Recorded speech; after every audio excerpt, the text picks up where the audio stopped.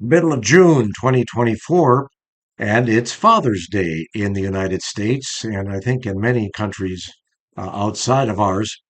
Um, Saw a media story not too long ago about how much money people spend comparing Mother's Day to Father's Day, and found that at Father's Day it was only a fraction of the amount spent on Mother's Day. What a silly thing to make a big deal about when you think about it. I mean, are you glad that there's a Father's Day? Well, if you're a father, I am. I've got four children and a few more by various other affiliations, including marriage and the capacity to draw closer to people in world travels that ended up being sons and usually sons, sometimes daughters too. And I value that. I love to be called dad because it means something to me, and it's a sign of life accomplishment, frankly, that goes far beyond career. We've talked on this before, and we really don't want to dwell on it, or I don't today, but I do want to congratulate all men who are fathers in the hopes that they accept their role as more than just a consequence of carnal desire or keeping score some way. You know, most men aren't like that, but there enough are, and our media and our society tends to celebrate those aspects of fatherhood more than those truly priceless aspects which help define our lives at the highest level. If you're a father, I hope that you love your children and let them know that. I hope that you're proud of them, and if not, that you're able to guide them on a path that will make that possible again.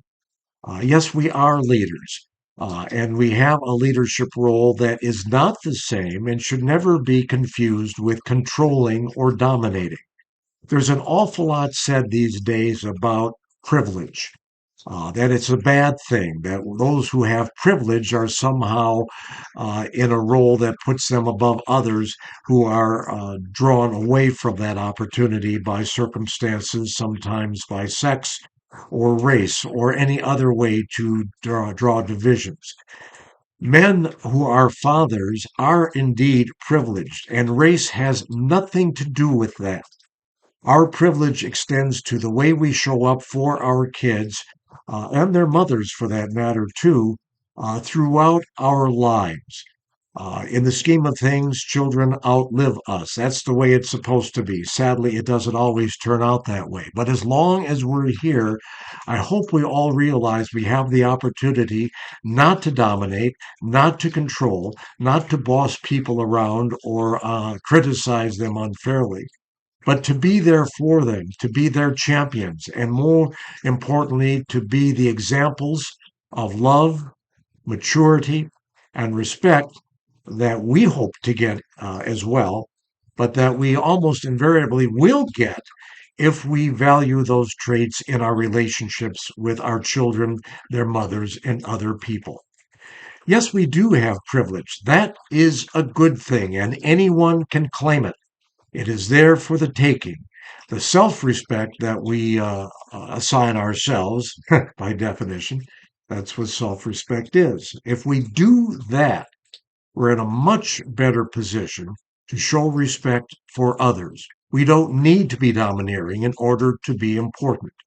Just by virtue of accepting our roles as men, as fathers, as husbands, we're going to get that done. We're going to be respected in return.